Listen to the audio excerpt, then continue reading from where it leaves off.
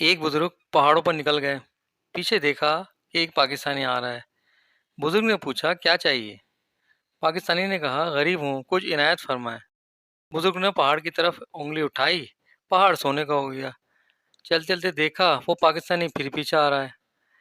بزرگ نے پوچھا اب کیا چاہیے؟ عرض کیا تھوڑا ہے؟ بزرگ نے دوسرے پہاڑ کی طرف انگلی اٹھائی، چاروں طرف کے پہاڑ سونے کے ہو گئے۔ آپ چل پڑے، دیکھا وہ پاکستانی پھر پیچھے آ رہا ہے۔ آپ نے پوچھا اب کیا چاہیے؟ اس پاکستانی نے بڑے حسرت سے عرض کی انگلی۔ بیوی: تم نے مجھے شادی سے پہلے کیوں نہیں بتایا کہ تمہاری پہلے سے 3 بیویاں ہیں؟ شوہر: بتایا تو تھا کہ میں تمہیں ملکہ، رانی اور شہزادی کی طرح رکھوں گا۔